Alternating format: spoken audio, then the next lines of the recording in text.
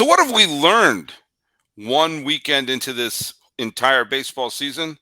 Well, we've learned that the Angels were resilient. We've learned that the National League West is impossible to pick. And so far, the new rules work. This is Locked On MLB. Hello, baseball fans, and welcome to Locked On MLB, part of the Locked On Podcast Network, where it's your team every day. This is the daily podcast. We talk about all of Major League Baseball. I am your host, Paul Francis Sullivan. Please call me Sully. Today's episode is brought to you by Game Time. Download the Game Time app, create an account, and use code LOCKEDONMLB for $20 off your first purchase. Last-minute tickets, lowest price, guaranteed.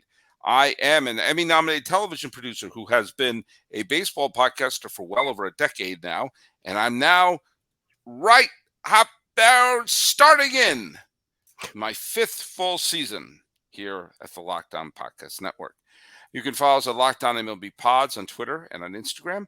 I'm your pal Sully. I'm at Sully Baseball on Twitter, Sully Baseball Podcast Instagram. Be sure to subscribe to us on YouTube. But as you can see, I'm not alone. Who's that over there? Who's that handsome young fellow right over there in screen left?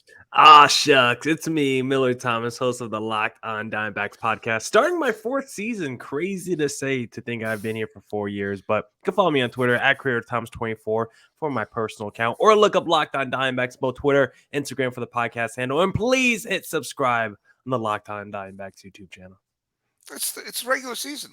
Oh, by the way, I want to just say to everyone who tweeted out and supported the In Memoriam video that dropped just before opening day. You and I haven't done a show since then.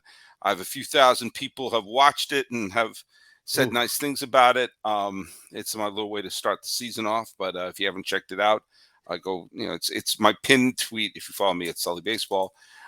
So now, if anyone dies this year, they'll be in next year's.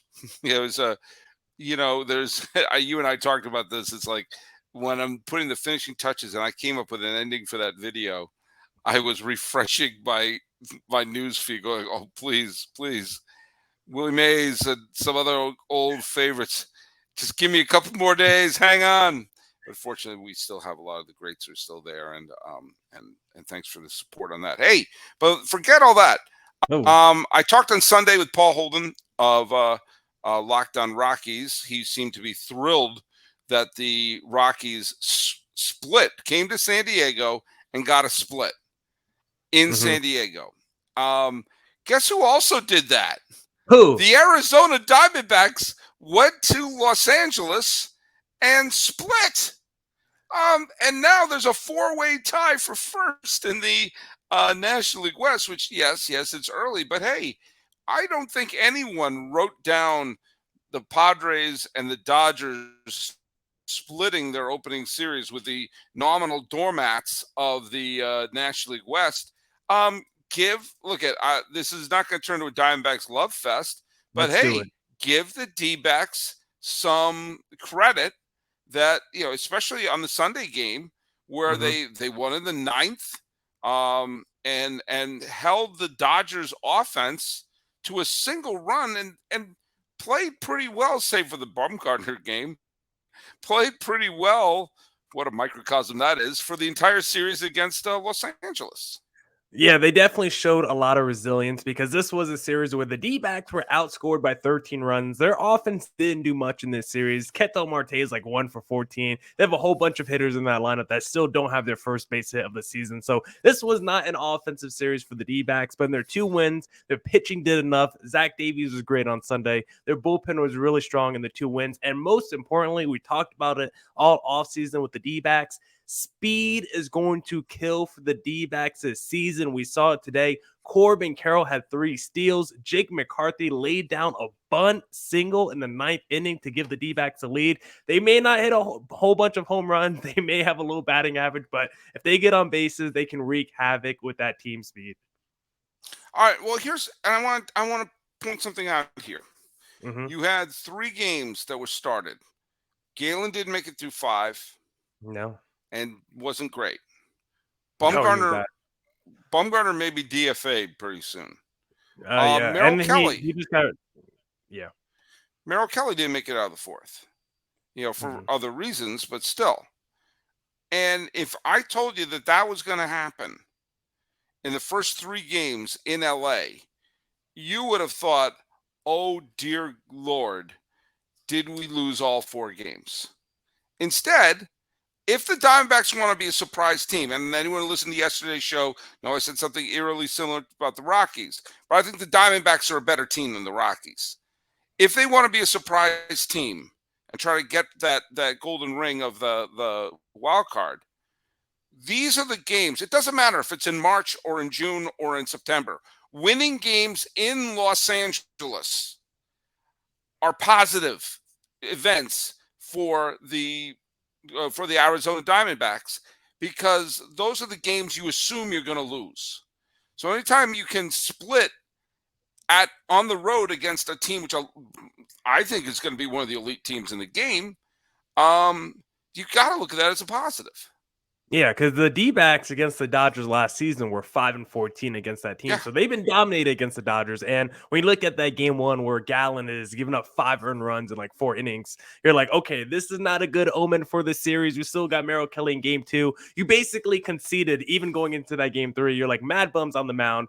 Your chances of winning that game don't feel very high going into that ball game. And we see Mad Bum being sent back to Phoenix right now to be reevaluated for arm fatigue. So he might end up missing some time with the D-backs with this arm injury, which, listen, could be a blessing in disguise if we could get another rookie or young arm in that rotation, like a Dre Jameson, who we saw come out the bullpen for Merrill Kelly in that game too. So this D-backs team, like the opening series was not pretty, but they did enough, and now they're sitting pretty in the standings because, like you said, getting every single win against this team is important, and you're not going to play this team that many times throughout the season. The D-backs only play the Dodgers 13 times this season, and they played them 8 times in the first 2 weeks. Already getting these early wins early just sets them up great for the rest of the season. exactly.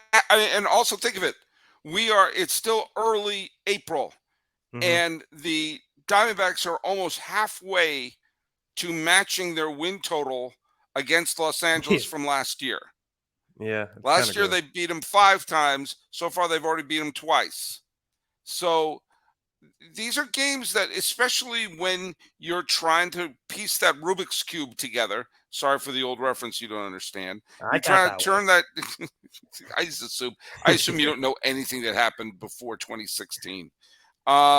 You're doing that Rubik's Cube to try to be good enough to be that second wild card or a third wild card team at this point. Then wins against that you steal against LA. Those are the ones that add up. Yeah. Anytime you win a game, and I said this when I was talking about the Rangers and the Cardinals and the Angels at the beginning after the first day, you try to win as many dodged bullet games and try to lose as few teeth grinder games. There was a year I tallied that for the Red Sox. How many games did they lose that it felt like they had in hand, and how many times they lost that they won a game that they basically thought, okay, we had we blew this one. And you try to keep that, like in the plus column, like in hockey, it's a +3 line or something like that. So look I tried to do a hockey reference for you. It didn't quite work. Thanks. I'm But not a hockey guy, really. I know I work uh, in the sport, but listen, I all right, don't I'm give sure many trying. I'm references. trying. You gotta cut me some slack here. What I'm I saying appreciate is, it. the more series you have like this throughout the course of the year, the better off you're going to be in terms of any dreams you may have of slapping together a wild card team together. And I'm doesn't matter if it's early, if it's late March, early April, it still wins against the Dodgers. Yeah, and the early part of the season schedule is tough, but it's set up for the D-backs to get that early lead in the NL West if they are able to start off to a hot start, because it's the Dodgers, Padres, Dodgers, your first 3 series of the year. So you're facing the top dogs in that NL West division. But guess what? If you go 500 against the Dodgers and somehow take, I don't know how many games against the Padres. If they split the series against the Padres or take 2 out of 3 against the Padres, and you get those early wins against those 3 teams the first couple of weeks of the season, like you're talking about, Sully, you're set up the rest of the way, and you got a little head start in that series. And now in that division, all of a sudden, as a D-backs fan, you're not cruising, definitely not. But this is probably the best start you've had to a D-backs season in quite some time. Well, let me tell you something. This week, I am going to a ball game. I am not seeing Oh, the Diamondbacks. I am seeing the Rockies, and I'm seeing oh, them play the Dodgers. I'm going right down the street. And look, say what you want about Dodgers and Dodger fan and everything like that. I don't need anyone to hate me. Dodgers, they draw. The Dodgers are very popular here in Los Angeles, and they draw really well. And sometimes when I want to get a ticket, it mm, can be a little stressful. There have been times I've tried to, let me get a last minute ticket. And, Dodger games are sold out a lot. And then you see, like, oh my God, I want to go last minute, but the prices yeah, are sky high and everything like that. Here's what you got to do: get the Game Time app. Buying mm, tickets to your favorite events shouldn't be stressful. Game Time is the fast and easy way to buy tickets for all the sports, music, comedy, and theater near you. And with killer deals on last minute tickets and their best price guarantee, you can stop stressing over the tickets and start getting hyped for all the fun you're going to have. Now, look at what are the things about the Game Time experience. The app is great because you have flash deals and last minute tickets. Hey, Sully, you want to go to the Angels game? Easy to find and buy tickets for every kind of event in your area. And you could see the seat views. You gotta get there. Oh my God, there's a pillar in front of me. No. You can check out the view from the seat. You have the lowest price guarantee, event cancellation protection, all that great stuff. Okay. And it's the fastest growing ticket app in the country for a reason. You get images of the seat. You can buy tickets in a matter of seconds. 2 taps, you're all set. And the tickets are sent directly to your phone, so you don't have to dig through your email or anything like that. So snag the tickets without the stress with Game Time. Download the app, create an account, use the code LOCKEDONMLB for $20 off. I was trying to do 20 with my fingers. Off your first purchase. Terms apply. Again, create an account, redeem the code LOCKEDONMLB for $20 off. Download Game Time today. Last minute tickets, lowest price, guaranteed. Hey, welcome back to Locked On MLB here on Monday, the 3rd day of April 2023. Just let's talk about a couple other things that happened over the weekend. If you had told me after the Red Sox lost 10-9, and then that fly ball to left field with 2 outs in the 9th inning, a can of corn, pause reality for a second. You'll pull the Matrix and you pause reality for a second. Sorry for the reference for a film that was way that you have no idea about. oh man, You pause reality and you say, by the way, Sully, the Red Sox are going to win this series. So what are you talking about? Unpause, clank, the ball off the left fielder's glove for Baltimore, and then boom, the Red Sox win on the walk-off home run, and then they play a tough game against kind of a weird back-and-forth game against Baltimore. The Red Sox became the first team since the 1978 Brewers and the Big Red Machine Cincinnati Reds of 1976 to average 9 runs a game in their first 3 games. Now I don't know what's going to happen with their pitching staff, but the fact of the matter is they can hit now. They can hit big time. And Adam Duvall made sure, one week into the season, Adam Duvall is the acquisition of the year. All he needed was a single to hit for the cycle the other day. Instead, he hit a walk-off homer. And the Orioles defense is wow, what a disaster their defense has been the first few days there. What are you thinking about this Red Sox team that just seems to be, I don't know, they can score at will?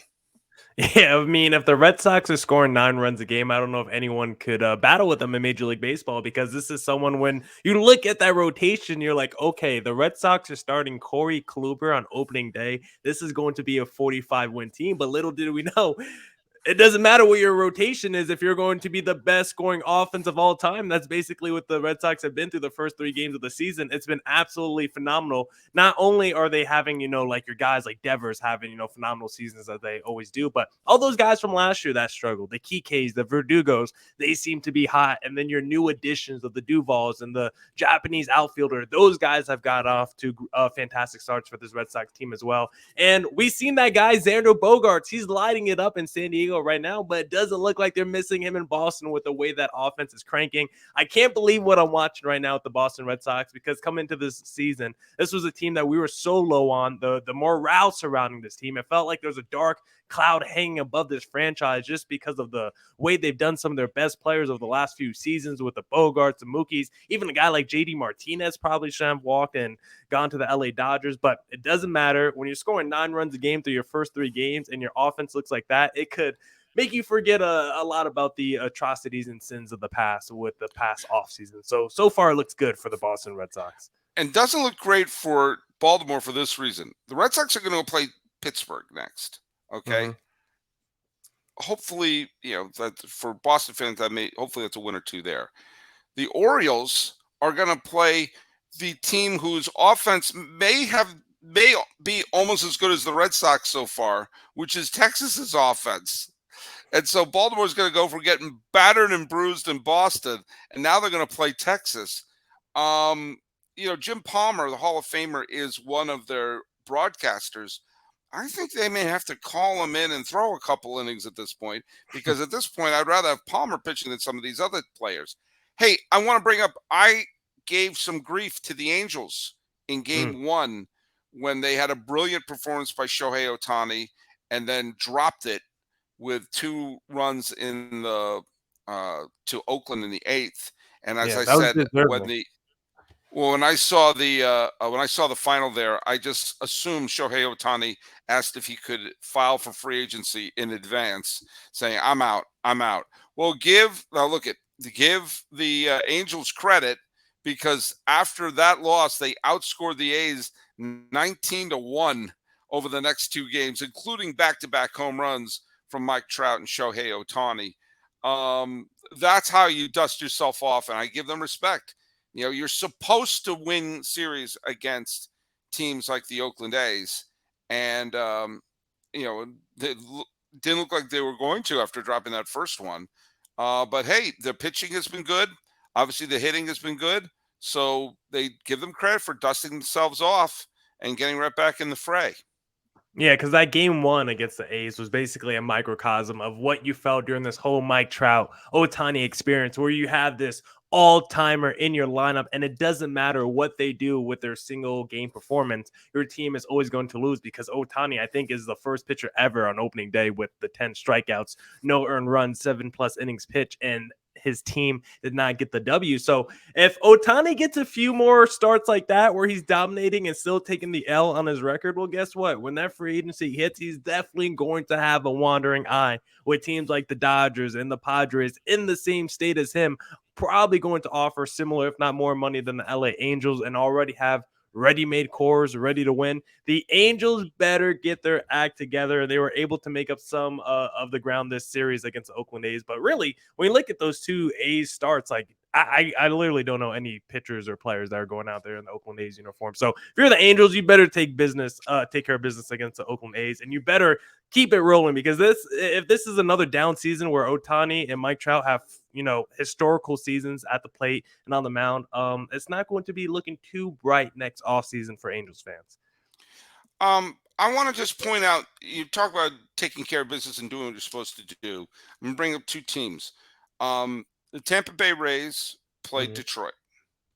Detroit's not supposed to be very good, and the Rays are hoping to get back. I mean, they were a playoff team last year, get back to being, division contender. And the Rays swept them. That's what you're supposed to do. And Jeffrey Springs today, or on Sunday, struck out 12 and took a no-hitter into the 7th inning or 6th inning, one of the two. I mean, it was deep. It was to the point where the MLB app could put the no-hitter little Alert. banner underneath the game. They did what they had to do. They pitched well. They got Rosarena, and everyone got big hits when needed. They won the first 3 games. That's called taking care of business. And I'll tell you another team that took care of business, and this one was on the road, were the Minnesota Twins, Mm-hmm. who it took 3 games for the Royals to score a single run off of the Twins. And they won the first 2 games 2-0, 2-0, and then a little bit of a slugfest. Joey Gallo wound up hitting a 3-run homer, but the Twins wound up sweeping the series against the Kansas City Royals. Now, obviously, the Rays want to play for the division title. In order to do that, you got to win the games you're supposed to win.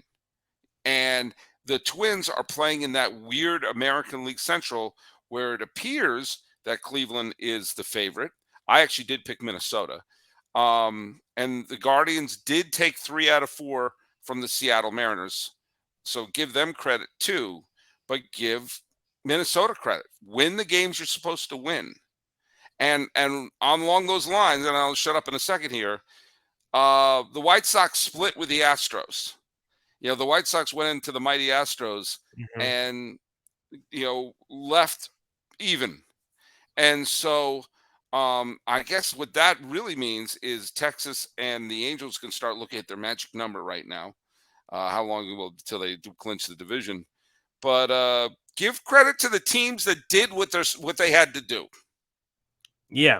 Randy Arozarena still looks like he's hyped up off the adrenaline after that WBC. He was eating his little snacky snack in the dugout after his go-ahead home run in one of those games. Tampa Bay, their starting pitching has looked phenomenal through the first 3 games of the season. They did what they do because we know they're a great regular season team that just knows how to manage those wins and manufacture wins throughout the regular season. The Twins, they're in that weak division and going against the Kansas City Royals, who was it the Twins against the Royals or was it Twins against the Tigers? No, Either Twins way. were the Royals.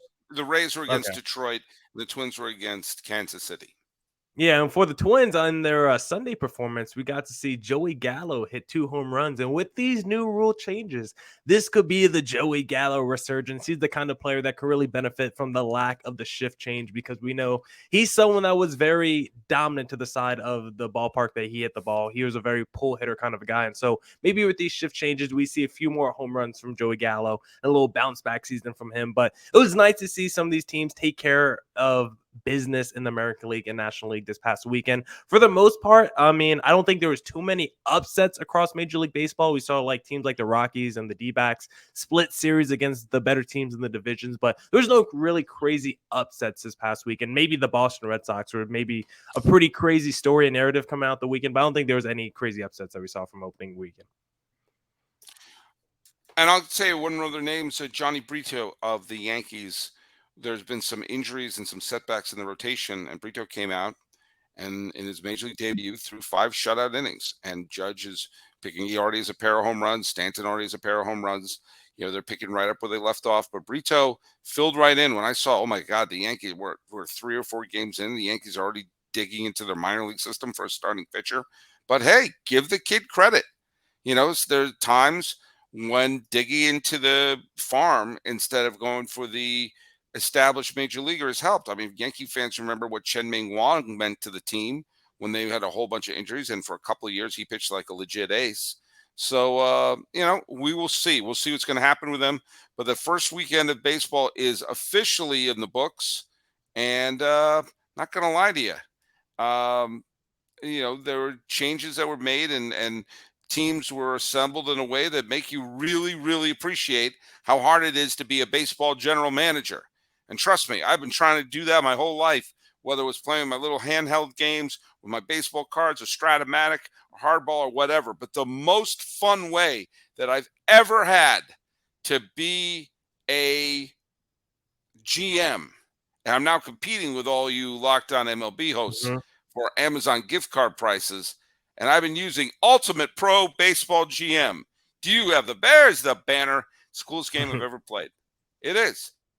and I have my team. Some people like to have Paul Holden saying he wants to have the real teams, so he's got the Rockies. I like the pretend teams. I like the fantasy teams. So you can adjust it any way you like. I've got the Honolulu Waves, who are in a little bit of a losing streak right now, so I may have to kick some butt. But I can do that by hiring or firing the right coaches and staff, managing team finances, scouting and drafting players. I have to bring a few people up for the minor leagues. Navigate my franchise through free agency and the ups and downs of a season. It's fantastic. If you've got the same thought I've had to run your own team, Ultimate Pro Baseball GM is the way to go. Download it immediately. The game allows you to do every aspect of the franchise, and all this in a challenging and realistic game world. Ultimate Baseball GM is completely free and playable online. Play on the go. Play it offline. Play as you want. Play when you should be doing work. Play it when you're listening to the Locked On Podcast Network. Locked On MLB listeners get 100% free boost to the franchise when using the promo code Locked On in the game store. So make sure to check it out. Download the game. Just visit probaseballgm.com, scan the code, or look it up at the App Store. That's probaseballgm.com. Ultimate Baseball GM. Start your fantasy today. And your dynasty. Either one. Start whatever you want. Just do your thing. Flawless ad read on my part. Flawless. Hey, look, we are going into this year with some brand new rules. And we got to see some of those brand new rules at work. We've seen a pitch clock. We've seen larger bases. We've seen fewer throws over. We've seen the banning of the shifts. What are your thoughts a few games into it for the changes in the game?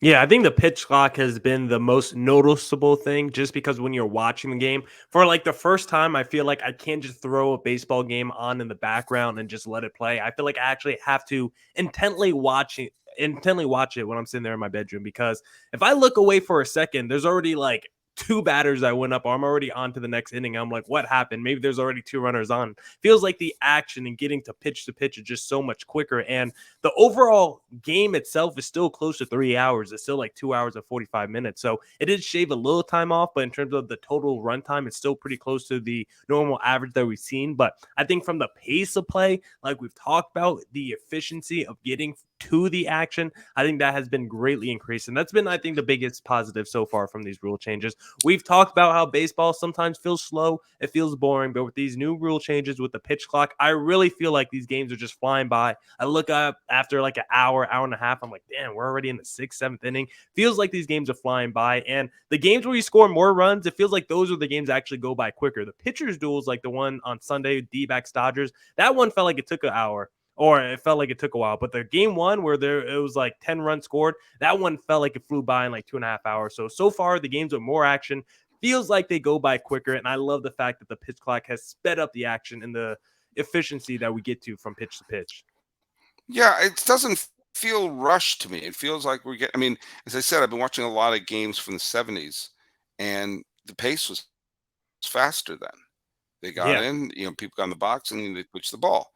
And so, yeah, dude, I'm glad that they don't play an entire Queen song while a guy's walking up to the plate. And we're in the 4th verse before he gets into the batter's box. I'm glad that everyone's walking around and going on a meditative walk in between every pitches.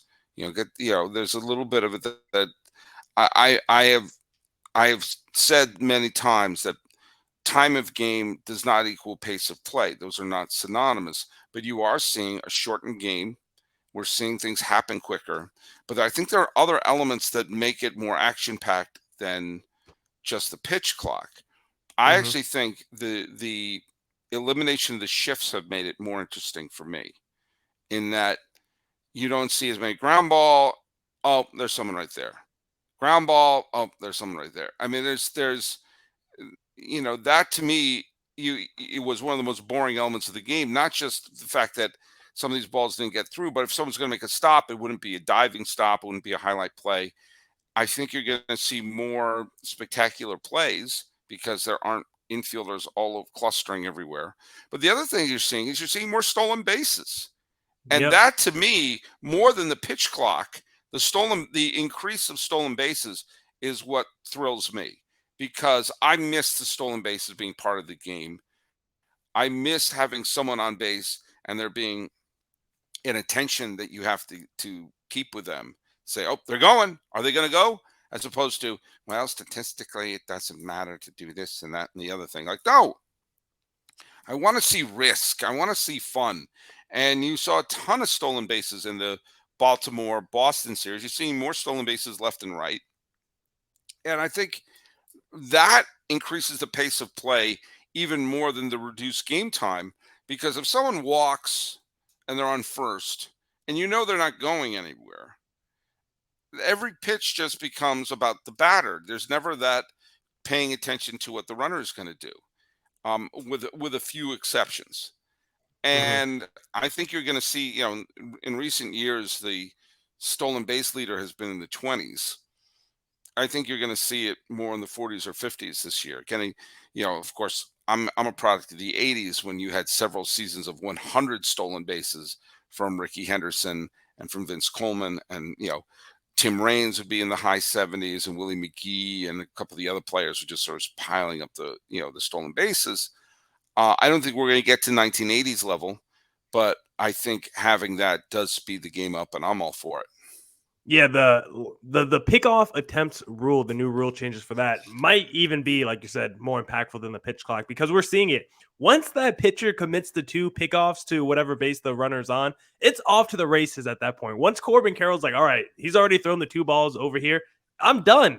I'm taking off the very next pitch, or I'm waiting maybe one pitch and then I'm taking off. So now, not only increases the value of your speedsters on your team, also increases the value of your defensive catchers, because I think what we're seeing more of in these games now is catchers trying to keep the runners on these bases. I feel like I've seen more than ever this opening week series, the catchers from the Dbacks and Dodgers, like especially these Dodgers catchers, like Will Smith is having to keep Corbin Carroll on these bases when he's on second base, or he can't even do it. And the same thing for the Dbacks. Like, you're throwing down constantly to second base and first base, because now your pitcher can just go over there and throw over 15 times to the first baseman. You need your catcher now with a strong arm to maybe keep those runners on the bases a little bit more. And they might have to do a little bit more work defensively. So I think the new rule changes not only bring up the value, increase the value of the speedsters in Major League Baseball, also increases the value of defensive catchers and the ones with strong arms. So you might even add a little bit more money to the pool for some new players in Major League Baseball, the ones with wheels and the ones with strong arms behind the plates. Yeah, I totally agree with you. And I think so far so good. Mm-hmm. I like what I've seen. So far it's been on a fast pace. So we'll see what happens. We'll see how it goes throughout the rest of the year. But it was a fun first weekend of baseball, and there's some new changes, and we'll see what the long term effects will be. But I'm excited. I'm You, excited for it. you gotta evolve as a fan. You can't stay stuck in your ways. You can't be the old man, get off my lawn. Sports is about evolution. We see new rule changes in all sports. Baseball fans, like everyone else, have to evolve. Amen. Amen. Amen.